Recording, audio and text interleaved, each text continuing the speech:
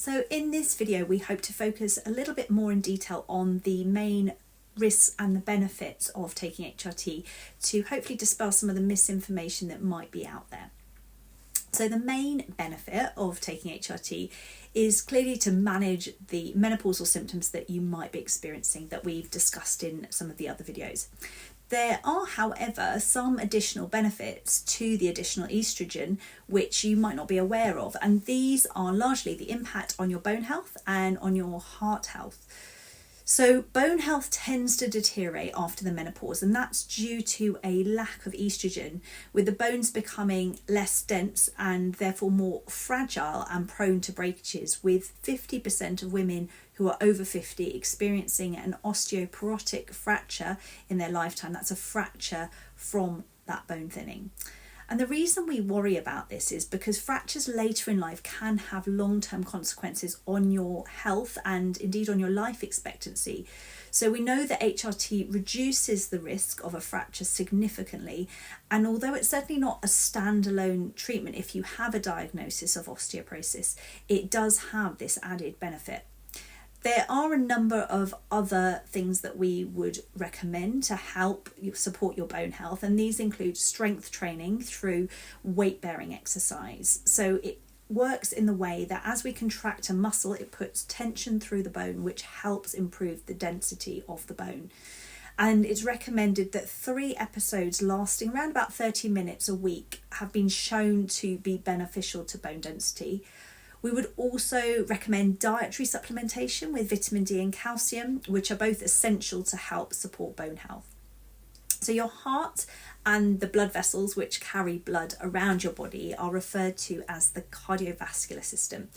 And evidence shows that in women who start HRT below the age of 60 or within 10 years of menopause, there is a 50% reduction in the risk of developing coronary artery disease. That's disease of the blood vessels that supply blood to the heart, which ultimately reduces the risk of suffering from a heart attack. And obviously, it's really important to look after the other factors that affect your cardiovascular health, such as high cholesterol or smoking, stress, and alcohol intake. And HRT is certainly not a magic panacea, but in conjunction with other lifestyle changes, it can offer significant additional health benefits.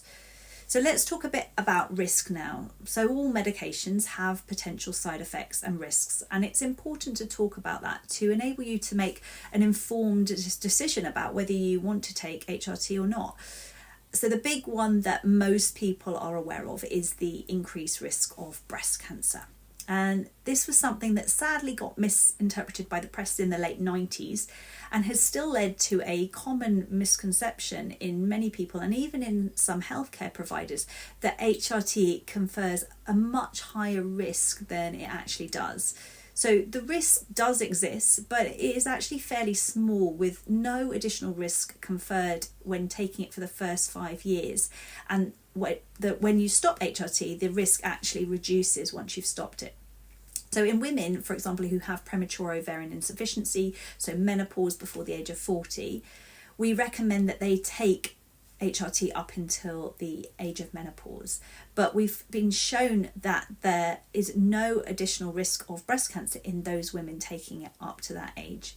So many of the other modifiable lifestyle factors on the risk of breast cancer are actually much higher than that of HRT. So if you're someone who likes to know the numbers, and I know that's me, there's a useful infographic from the British Menopause Society, and we'll include a link in the notes to the video for that.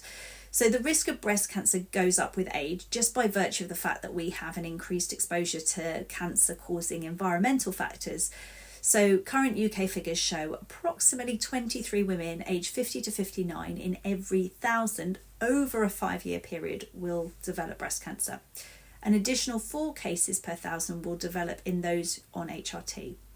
And we can compare this to an extra 5 cases in those who drink more than 2 units of alcohol a day, or 3 extra cases for those who are smokers.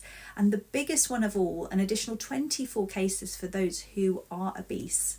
So comparatively, in those who do at least 2.5 hours of moderate exercise a week, risk is reduced by 7 fewer cases. So we know that exercise is protective for breast cancer. Other types of cancer can be affected by HRT use, and there is thought to be a small increased risk in some types of ovarian cancer, with around 1 extra case per 5,000 each year. For colorectal cancers, the risk when taking oral HRT is actually reduced, and we don't know if that translates when people are using transdermal use, so through the patches or the gels. In earlier videos, we talked about how estrogen on its own increases the risk of endometrial or womb cancers. If you're still having a period, you will be recommended to take protective progesterone in a slightly higher dose for just half of the month, so you still have a period. This is called sequential HRT. It has been shown that using this type of regime for more than 5 years has a small increase in the risk of endometrial cancer. Though in those who are on continuous regimes, which would be taking progesterone continuously or having, for example, a hormonal coil in place, there is no increased risk of womb cancer. It's important to take everything in context, weighing the risks and the benefits. And we know that women are 6 times more likely to die from heart and circulatory disease than from breast cancer. And as you may remember from the earlier in this video, heart disease and cardiovascular risk is improved with HRT. So it's about weighing up the benefits and the risks. You may have other risk factors or experiences which for you any risk is not something you wish to expose yourself to, and certainly if you've had breast cancer before, HRT is contraindicated. So blood clots that form in your leg, a deep vein thrombosis, and in the lung, a pulmonary embolus, can be caused by additional estrogen.